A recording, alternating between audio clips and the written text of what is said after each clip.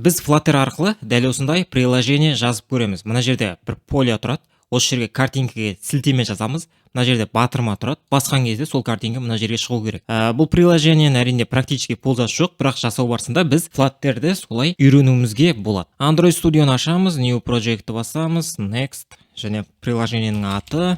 Және мына жерде платформа дегенде Android деген таңдаймыз. Егер Androidқа істейтін болсақ, iOS-ты таңдаймыз. Егер iOS-қа да істейтін болсақ, мен Windows деген таңдаймын.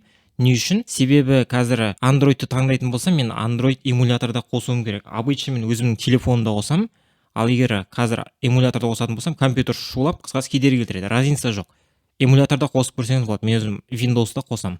Ал сіз жасау барысында Android дегенді таңдайсыз. Кейін өзіңіздің телефоныңызда іске қосып көрсеңіз болады. Windows-та қосу үшін айта кететін жағдай C++-тың арнайы компоненттері бар. Соны скачать етуге тура келеді. Приложение міне дәл осылай іске қосылды. Керек емес жерлердің біз бәрін кетіреміз. Ол осы home page дегеннен бастап кетіруге болады.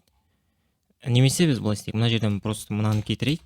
Мен енді максимум простой кодпен көрсетуге тырысам. Реальный приложение жазу барысында мен бірден айтайын, ондай қылып жазу, конечно, не стоит қазіргідей қылып. Бұл жай ғана үйренуге арналған. Керек емес жерлерін кетірейік. Мына жерге app деп жазып қояйық, немесе менің қосымшам. Сурет таңдау, анау-мынау варианттар көп.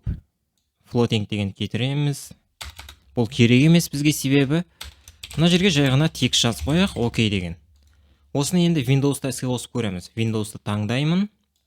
Немесе әрине сіз өзіңіздің телефоныңызды таңдасаңыз болады, USB арқылы қосып, немесе Wi-Fi арқылы. Ең нормальный вариант, мен ойымша. Эмуляторды қосқан жағдайда компьютер жаман тупит шыны керек. Егер видеокарта нормальный болса, әрине проблема жоқ.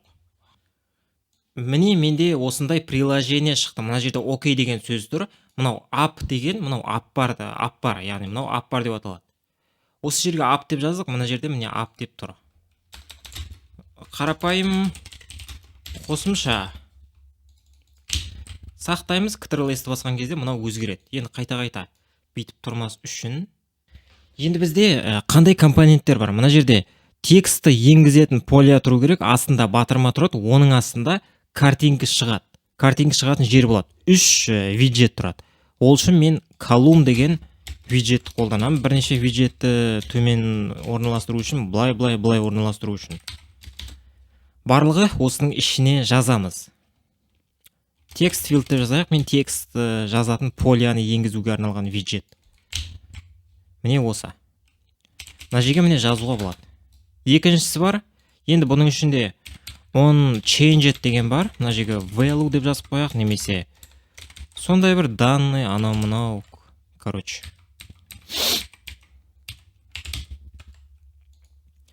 Егер мына жерге бірдеңе жазып, мысалға a деп жаздық, d деп жаздық, сол кезде мына жердегі мына функция шақырылады. On changed деген value-ды көретін болсақ, егер сондай жағдайда бізде d деп жаздық, тағы да d деп жазатын болса, міне шығарып отырады. Мына жерге d. Әр өзгерген сайын мына функция орындалады. Бұл бізге керек болады.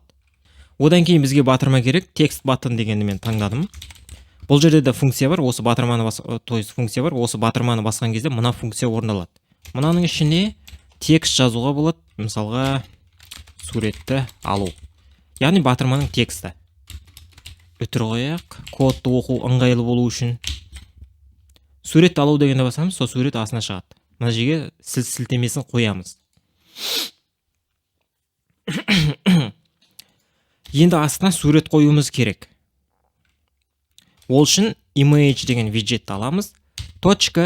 .network аламыз. Network деген интернеттен жүктеледі. Егер біз қазір мына приложениені телефонда қосатын болсаң, мына жерге бір қандайда бір суретке сілтеме қоясың, ол сурет жүктелмейді, егер интернетке қосылмаған болса телефон. Мен интернеттен бір картинканы алайын. Pixabay-ден алайық. Разница жоқ, қай жерден алсаң да. Және сілтемесін осы жерге қоямыз. Сақтаймыз. Міне бізде сол картинка осы жерге шықты. Енді бұлай болу керек. Біз мына жерге сілтемені енгіземіз. Сурет алу деген басқан кезде сол сурет мына жерге шығуы керек. Ол үшін не істейміз? Айнымалы ашамыз. Сол суретті енгізілген, мына жерге жазылған суретті айнымалыда сақтаймыз. мысалға image просто URL жазамыз, пустой, ол просто пустой тұр. Осы жерге сақтаймыз, оны біз мына жерге қояйық. Және мына өзгерген жағдайда ол данные осыған тең болады. Мына өзгерет бірдеңені жазамыз мына жерге, сол кезде ол өзгерген данные мына image URL тең болады, ол мына айнымалда сақталады. Ол айнымал мынаған тең. Қазір біз былай істейік. Мынаны басқан кезде мына картинка шығу керек. Ол үшін не істейміз? Set state-ті шақырамыз. Бұл қалай жұмыс жасайды? Мынаны басқан кезде мына set state шақырылады, ал set state деген мына жердегінің бәріне перерисовка жазылады. Яғни мынауған қайтадан перезагрузка жасалады да, сурет мына жерге шығатын болады. Енді жаңағы картинканың мекен-жайын осы жерге қойып көрейік. Интернеттен алайық. Суретті алу. Сондай жағдайда міне дәл сол сурет шығып тұр. Басқа сурет көрейік. Мысалға осыны көрейік. Копировать URL картинкы. Және мына жерге қоямыз. Күте тұрамыз. И мына жерге ол сурет жүктелді. Ал енді мынандай проблема бар. Егер пустой қылып басатын болса, мына жерде ошибка шығады. Ол ошибка шықпас үшін біз не істейміз? Көріп тұрғанымыздай, мына картинка пустой, дым жоқ ішінде. Біз сондықтан visible деген виджетті қолданамыз. Бұл қалай жұмыс жасайды? Мына жерде бір атрибуты бар, яғни осындай бөлімі. Бұл жерге біз былай істейміз. Егер біз true дейтін болсақ, егер біз false дейтін болсақ, мысалы мына false. Сондай жағдайда мына жерге ештеңе шықпайды. Картинканы қоямыз, сурет алуды басамыз, дым шықпайды. Неге? Себебі мынау false-та тұр. Ал егер true-да болатын болса, мынаның ішіндегі виджет пользовательдерге көрінетін болады. Қайтадан көреміз. Сол кезде көрініп тұр. Ал біз не істейміз? Яғни мына жерге біз условия қоямыз. Егер мына картинка is not empty, яғни картинка пустой болмаса, шығарасың. Міне шығып тұр. Пустой. Міне, пустой. Ештеңе шықпайды. Ал енді былай істейміз. Ошибка шығады. Не істейміз тағы да? Мынаның түсінігінде мынау қазір пустой емес деп тұр. Сондықтан trim деген функцияны қолданамыз да, пустой жолақтардың бәрін кетіреміз. Егер пустой болатын болса, мынау есептемейді. Не, көріп тұрғанымыздай, так кетеміз.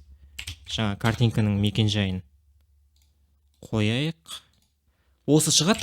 Ал егер пустой болатын болса, сурет алу ештеңе шықпайды. Пробел тастаймыз, сурет алу ештеңе жоқ. Керемет өте. Міне осындай қарапайым приложение жазуға болады. Кез келген адамға миының жақсы жұмыс жасағаны өте маңызды. Сондықтан оны жаттықтыру керек. Осыған арналған Vikium деген сервисті ұсынамын. Осы арқылы миыңызды жаттықтыруға болады. Сілтеме осы видеоның астында.